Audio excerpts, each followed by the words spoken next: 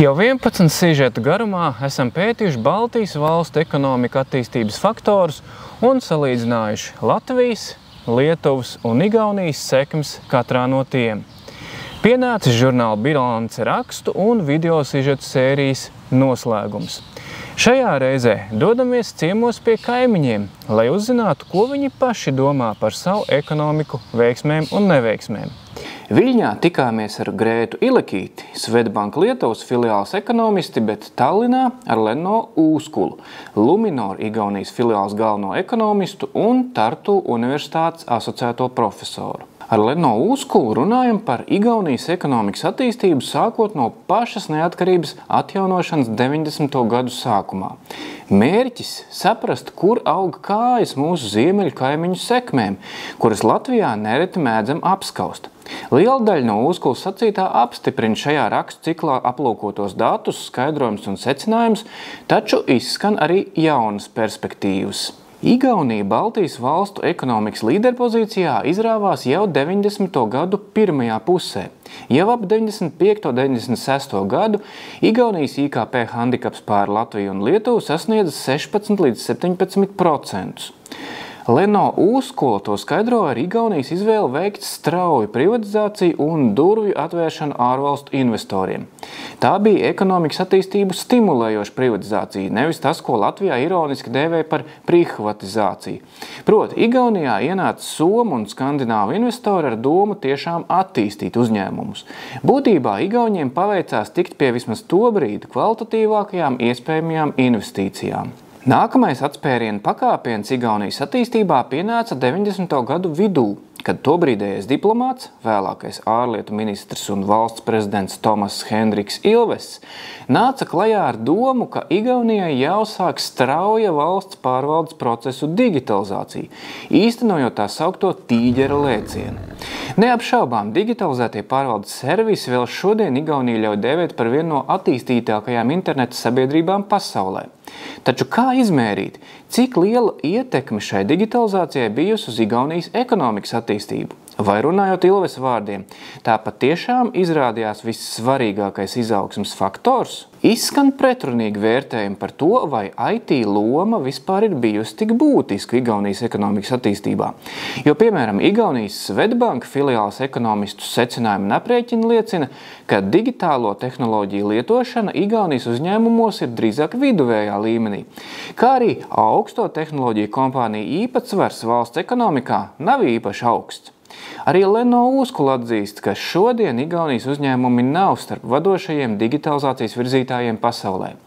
Iespējams, tāds bijis īsts mirklis pašā attīstības sākuma posmā, taču tagad, kā smejoties paši igauņi, tīģera lēciens jau sen pārvērties par krietni piezemētāku roņa lēcienu. Igaunija, salīdzinot ar Latviju un Lietuvu, iegulda krietni lielākus līdzekļus, protams, rēķinot relatīvi pret iekšzemes koproduktu, izpētes un attīstības jomā, kas vismaz valsts daļā sasniedz jau Eiropas Savienības vidējos rādītājus. Tomēr Lenno Uuskula uzskata, ka ar to igauņiem nevajadzētu samierināties. Viņa sacītais uzskatāmi raksturo domāšanas veida un pašreizējo ambīciju un mērķu atšķirības starp Latviju un Igauniju.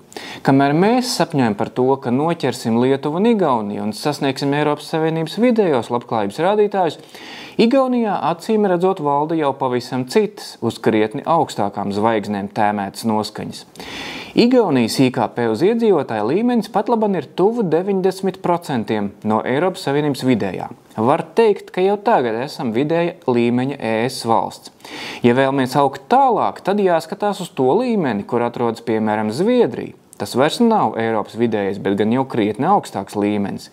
Lai to sasniegtu, pētniecībā un attīstībā jāiegulda daudz vairāk līdzekļu nekā patlaban, uzsver Lenno Uuskula. Atšķirīgs stāsts ir par Lietuvu. Ja vēl pirms 10 gadiem lietuvieši bija apmēram uz viena pakāpiena ar mums, tad patlaban viņi ir nostājušies uz viena pakāpiena ar igauņiem un cīnās par Baltijas pirmās ekonomikas godu.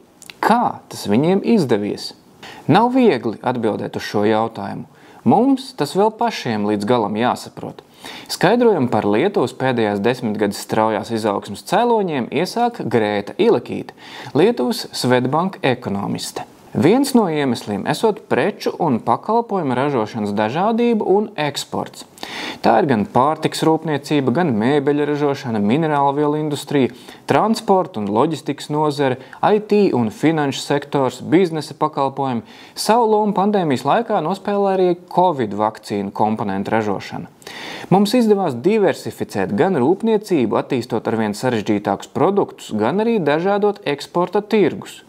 Pie valstīm, uz kurien dodas nozīmīgs īpatsvars no mūsu eksporta, pēdējā laikā piepulcējušās ASV, Nīderlande, Lielbritānija, norāda Grēta Ilekīte. Viens no galvenajiem iemesliem, kāpēc Lietuvai pēdējos gados izdevies apsteigt Igauniju, vērtējot pēc pirktspējas paritātes datiem, varētu būt apstākļu sakritība. Igaunija iekļuvusi recesijā saistībā ar nekustamā īpašuma krīzi un ekonomikas stagnāciju Skandināvijas valstīs, jo mūsu ziemeļu kaimiņi ir krietni vairāk atkarīgi no eksporta tirgiem Somijā un Zviedrijā.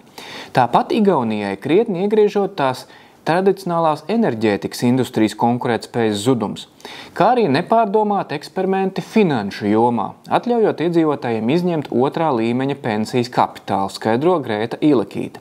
Tomēr ilgtermiņā Igaunija, pateicoties stiprajam fundamentam, noteikti atgūšoties. Viens no galvenajiem izaicinājumiem Lietuvas ekonomikai patlaban esot situācija pārējās reģionu valstīs, jo sliktāk klājas Igaunijai un Latvijai, jo mazākas iespējas Lietuvas eksportam. Tāpat jau tuvākajā nākotnē ļoti svarīgs jautājums būšot konkurētspējas saglabāšana.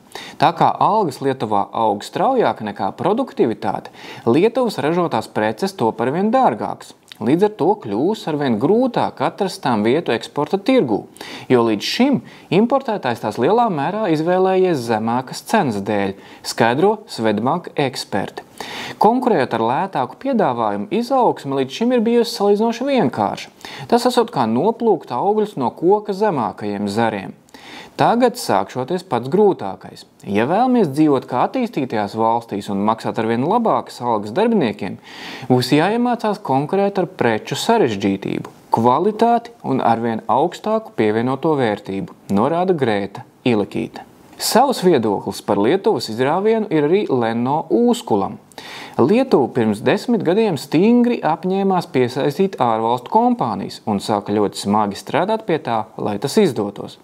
Viņi izvēlējās pamēģināt ko citu nekā līdz tam, un redzams, kā Lietuvas IKP no tā brīža sāka augt straujāk nekā Latvijā un Igaunijā.